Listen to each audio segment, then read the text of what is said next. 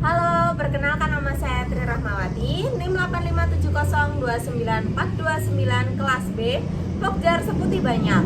Di sini saya akan melaksanakan tugas praktikum IPA di SD dengan dosen pengampu Bapak Setio Prabowo MPD.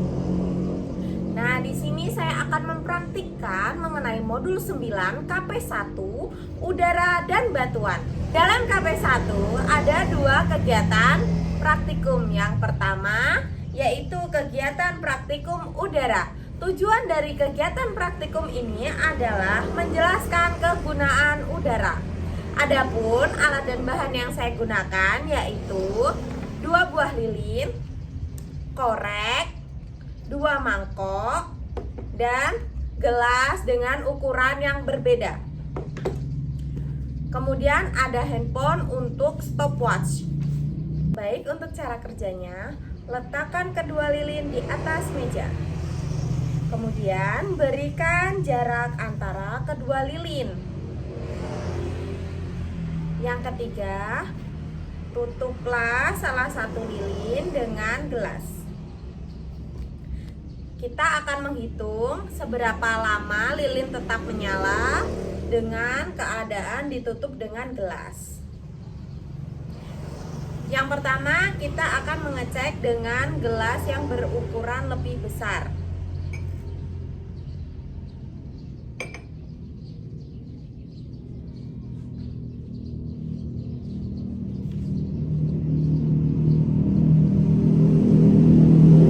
Dengan menggunakan gelas yang lebih besar, lilin mati dengan waktu 8,91 detik.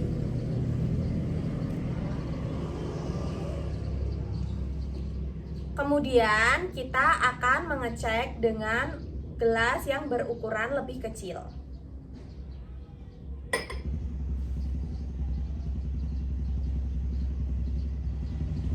Dengan gelas yang berukuran lebih kecil, lilin mati dengan waktu 3,94 detik.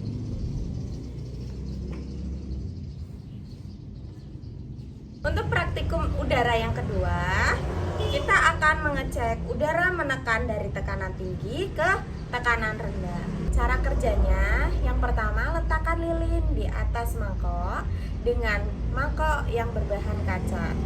Setelah lilin nyala, lakukan seperti pada tahap yang pertama, menutup lilin dengan 2 gelas yang berbeda ukuran.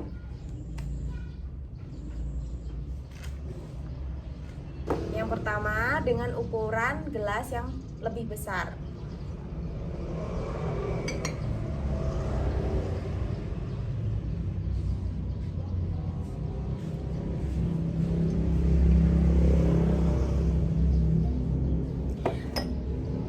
Dengan ukuran gelas yang lebih besar, lilin mati dengan waktu 7,23 detik.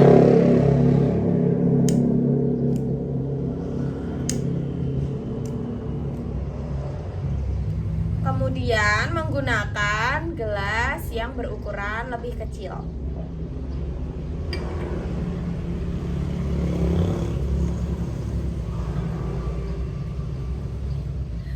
Lilin mati dengan waktu 5,63 detik.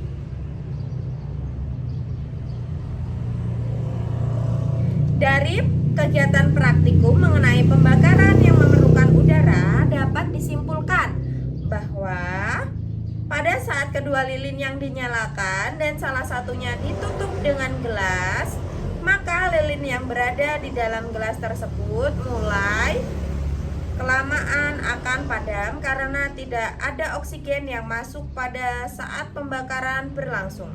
Sedangkan pada lilin yang tidak ditutup dengan gelas akan terus menyala sampai lilin itu habis. Hal ini yang membuktikan bahwa pembakaran memerlukan udara. Nah, untuk kegiatan praktikum yang kedua yaitu mengenai kegiatan praktikum batuan.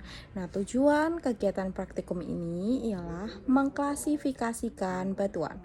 Dalam kegiatan ini ada 2 materi yang saya bahas, yaitu mengenai jenis batuan dan karakteristik batuan. Seperti itu.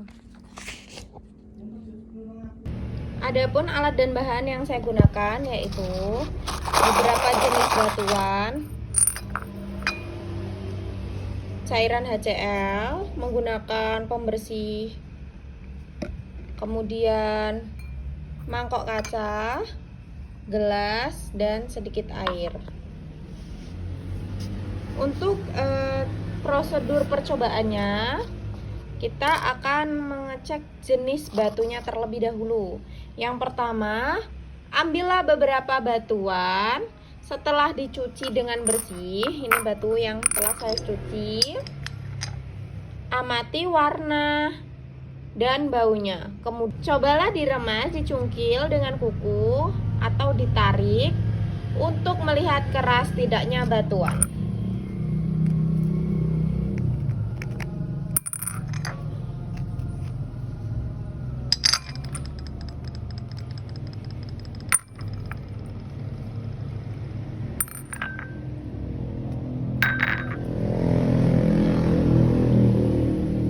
Timbanglah massa batuan. Ukur volume batuan dengan cara memasukkan batuan ke dalam gelas yang berisi air tidak penuh. Catat volume air sebelum batuan dimasukkan dan catat volume air setelah batuan dimasukkan. Selisih antara volume air setelah dan sebelum batuan dimasukkan merupakan volume batuan.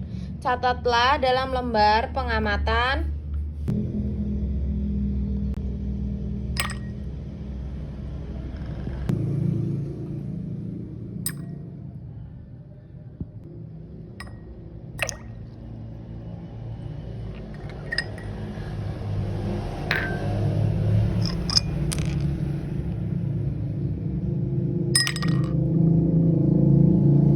Praktikum mengenai batuan yang kedua yaitu mengenai karakteristik batuan.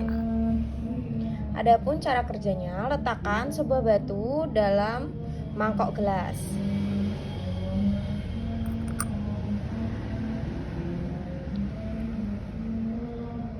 Kemudian teteskan 3-5 tetes cairan HCl dan kemudian amati yang terjadi pada batuan akibat cairan HCl yang telah diteteskan kepada masing-masing batu. Nah, kemudian ulangi langkah 1-3 dengan batuan yang berbeda-beda jenisnya.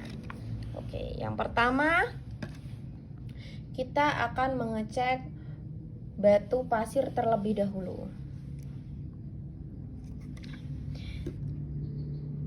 Pada batu pasir ini tidak bereaksi atau tidak berbuih ketika ditetesi oleh air aki atau cairan HCl ini karena batu pasir tidak mengandung kalsium karbonat.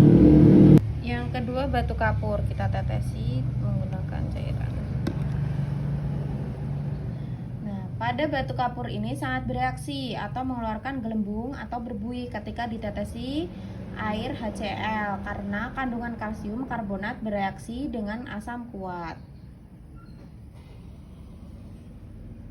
Kemudian yang ketiga, batuan basalt kita tetesi. Tidak bereaksi ketika ditetesi oleh air HCl karena batu basalt tidak mengandung kalsium karbonat. Pada batu basalt tidak bereaksi ketika ditetesi oleh air HCl karena batu basalt tidak mengandung kalsium karbonat.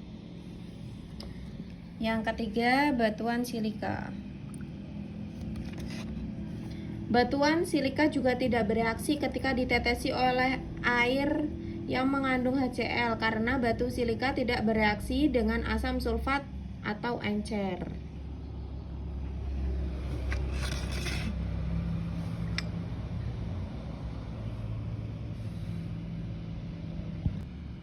Kemudian yang terakhir, batu besi.